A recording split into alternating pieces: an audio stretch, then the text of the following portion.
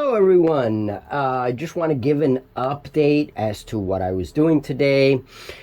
Today I got the opportunity to actually roll up a character for Stars Without Number. Now, Stars Without Number you can get for free. It's there's like an actual free edition of the rules, and it's very complete. So it's a free RPG essentially. So I will have the link in the description for anyone interested. I have two games planned. One of them, I will have some of the sessions come here on the channel for those of you interested in role-playing games. And then I'm going to have a second game, which is what this character is for, and that's going to be a solo RPG.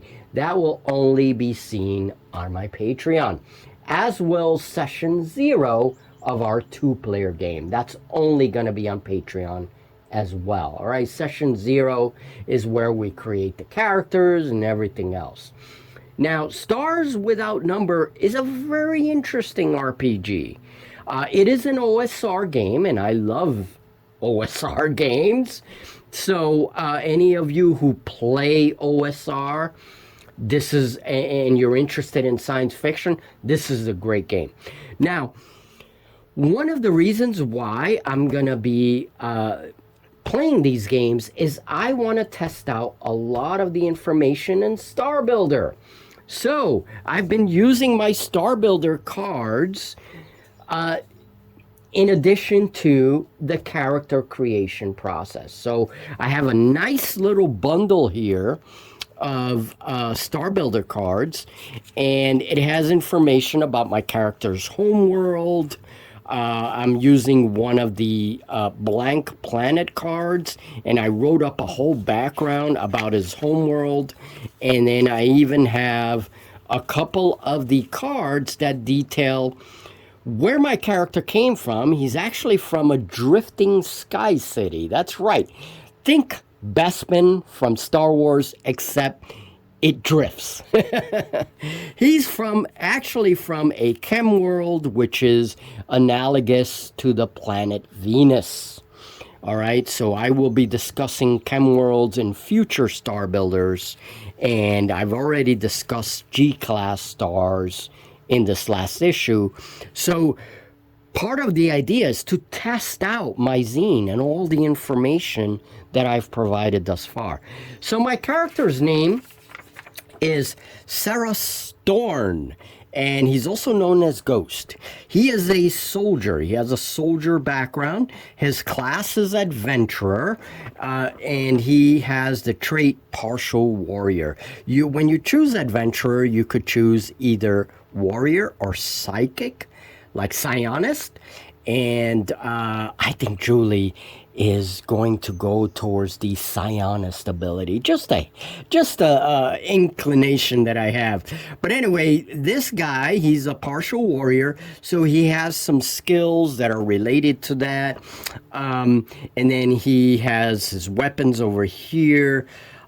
He is employed by a mega corpo that employs mercenaries, and he actually works as a guard on board freighters and science vessels. So he's trying to make a living, so he doesn't have to go back to his home world. I don't think he's had the greatest time living in the sky cities amidst the acid rain.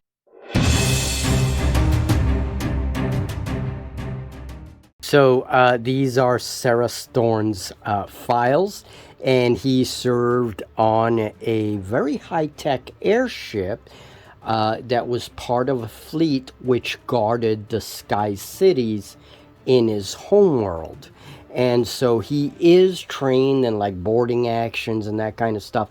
He's very good with dealing with recycled air and that kind of stuff, right? He was born in that kind of environment, so he's good for interstellar voyages. He's used to that kind of stuff.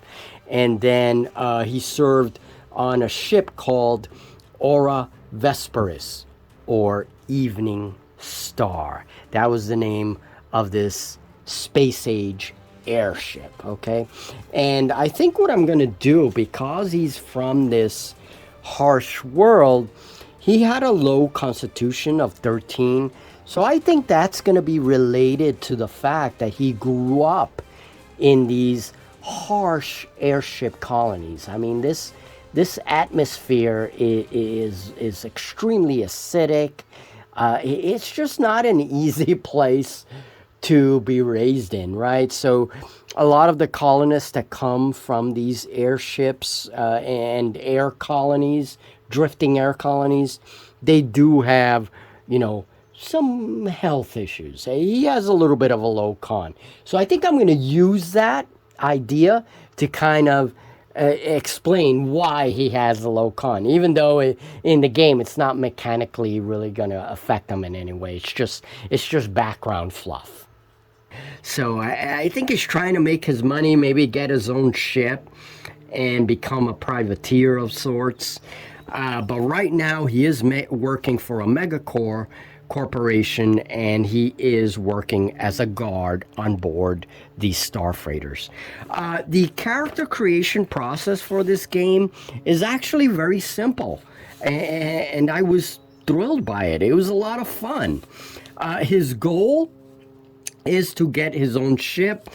Ceres wants to leverage his security career.